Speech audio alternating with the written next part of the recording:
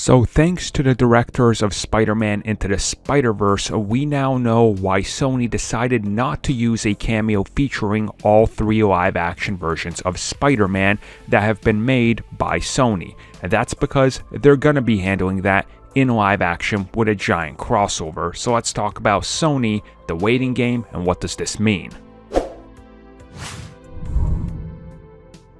So as some of you will already recall, it wasn't too long ago, like within the last week or so, I put out a 12 to 13 minute video talking about how Sony revealed their hand into what their plans are with Spider-Man in live action when they announced what they were going to be naming their new Spider-Man based universe featuring all three Spider-Men. And in that video, which I do suggest you guys watch because I don't want to go over all of that and why, it's built up the way it is and what they're doing. It's a video where just watch it and you'll understand by the end of it, and this video backs up that evidence. And what I'm talking about is Spider-Man Into the Spider-Verse. The writers and directors of that movie were recently doing the rounds talking about it, and they were specifically asked about the thing that Tom Holland said that happened, which was supposed to be a cameo featuring his version of Spider-Man, and why it didn't happen. And what they said was the fact that it didn't happen because they went out to Sony, and the thing was actually going to include Tom Holland,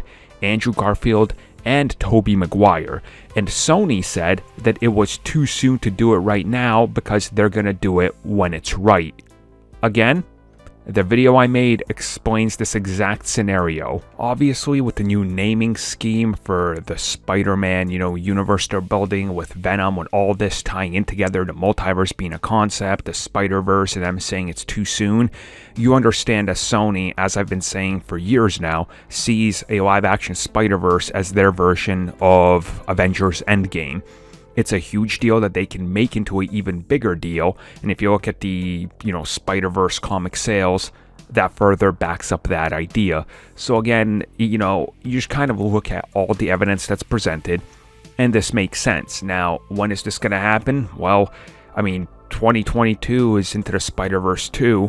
So probably not before that. It would be insane if they did. My guess would be within the next 5 to 6 years is when this becomes a reality, and it'll become a reality when we already have another Spider-Man film featuring Tom Holland, but this film was made entirely by Sony outside the MCU, connecting to their Venom verse or whatever they do.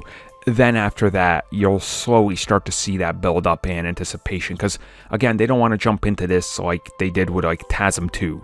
That would just be a complete disaster. So they're going to take their time because they're trying to learn from Marvel Studios. So the three-way crossover, live action, all three versions of Spider-Man will be happening. You can more or less guarantee that because it needs to happen because Sony needs it to happen.